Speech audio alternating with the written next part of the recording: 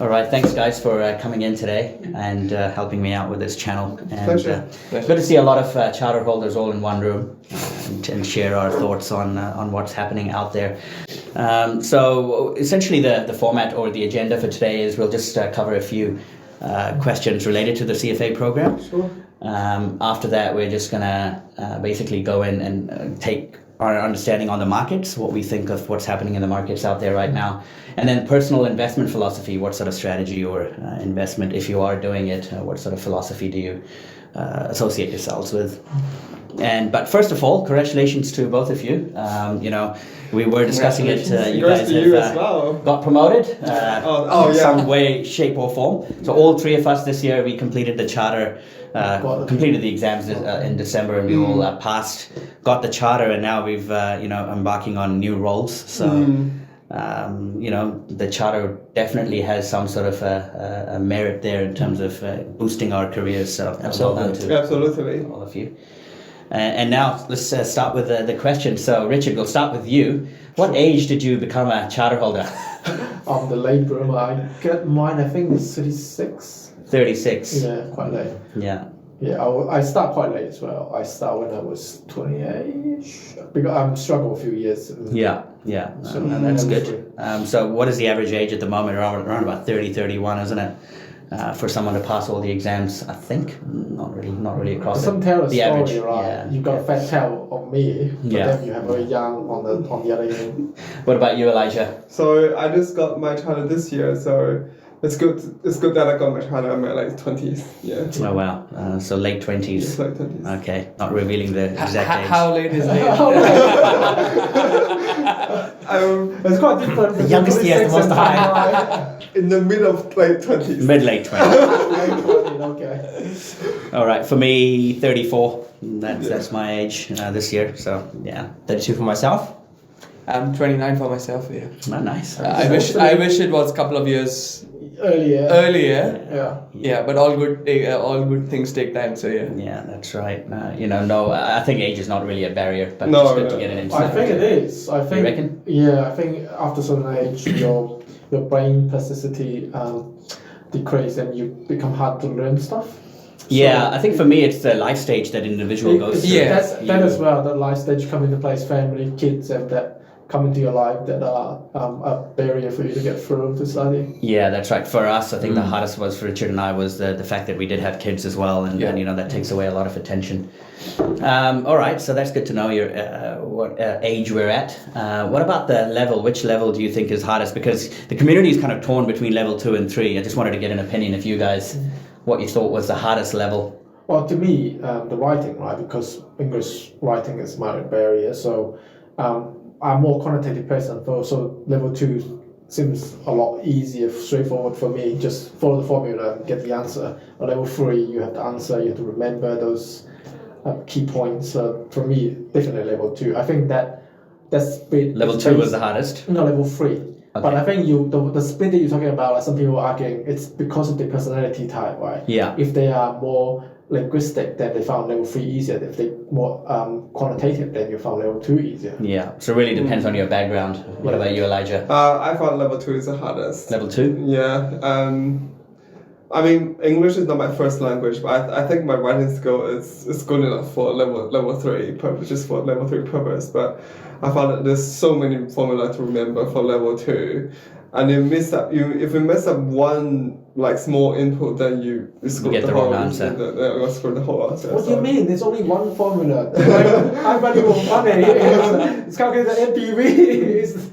Yeah, I mean, bear in mind that you've done your levels a bit recently compared to us as well. That time factor, I'm assuming that the difficulty fluctuates over a period as well, depending on the pass rates and whatnot. But for me, obviously level 3. I think I did level 3 more times than you did your entire level 1 to level 3.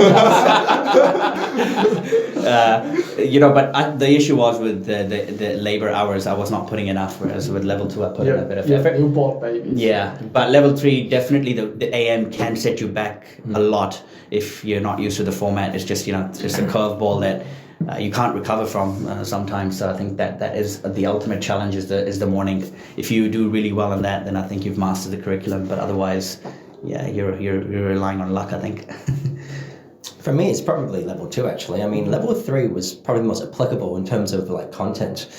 Probably the most interesting to study as well. Likewise with you, level 2 is so interesting. What? Yeah, the young guy's going for It's younger so audience. It's so interesting as well. So I'm assuming you guys passed your level 3 in the first attempt as well, which is why you probably, depending on how that goes. I see. So level 2 for you you think was very hard.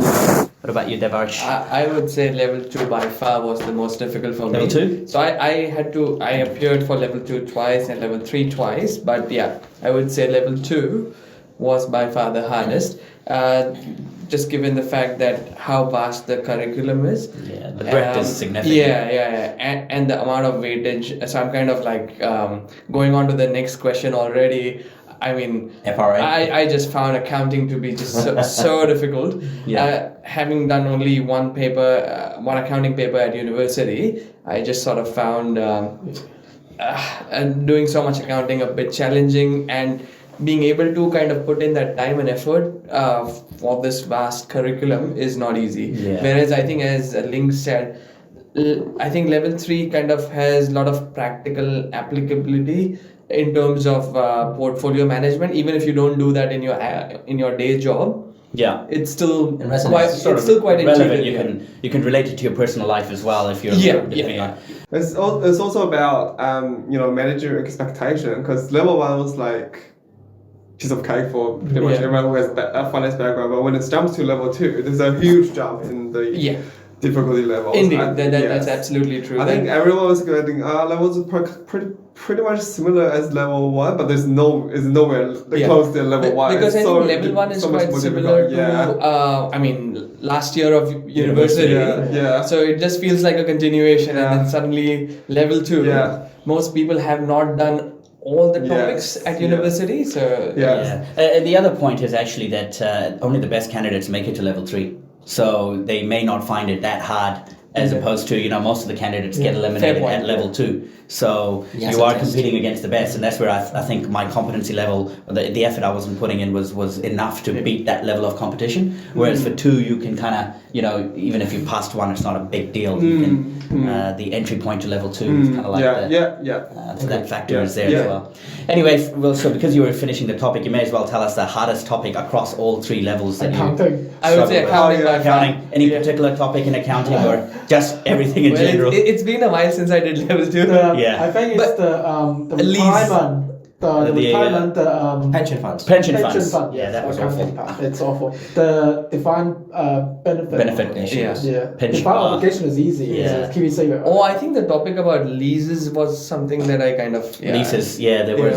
Wasn't really fond of. I mean, the fact is you have to do US GAAP and IFRS was very complicated as well, because you have to remember 2 standards in parallel. Yes. And some of the concepts on tax, if you don't know well, deferred tax liability just used to throw you off. They sort of trip you off. You mean the operating model and the capital model for the leases, right? Yes. What about you, Link? What was your hardest topic? Oh, I have to agree. FRA was very broad for me as well. The weighting was very high in the exam, and it was just it's very removed from what I do on a daily basis as well. So just a lot of detail in there. Yeah, for me, completely opposite. Smashed FRA all the time. I think the bottleneck was fixed income, because I don't do that in my job that much. So just getting the hang of interest rates, and level 3, especially the yield curve strategies, just threw me off a few times. And I think that was only when you go deep into it do you actually realize the connections. So that was the hardest for me, fixed income. I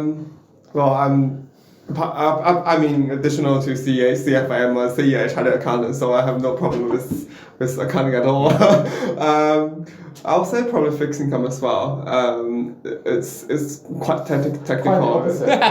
It's quite technical. Derivative is like a piece of cake. So it really depends on your background. You're saying if you've done accounting in your job or your professional qualification, that's your strong point versus the other side. I think for us, we come from a finance economics background, having done derivatives, securities at university. What about you, Richard? For me, it's definitely the conceptual part, like behavioral finance. Oddly enough, I found that behavioral finance is extremely useful. We'll talk about it later on. Behavioral finance, behavioral economic or behavioral finance and the IPS, investment policy statement. That can be quite tricky. That's my failure for ongoing failure. Yeah, so just the connection of the IPS statement level 3, I'm assuming. But oddly enough, those are the things I need the most at the moment. Okay, all right. So basically seeing a bit of FRA, fixed income, and Richard is a special case that found behavioral finance. You're a special case, Richard. I'm always special case.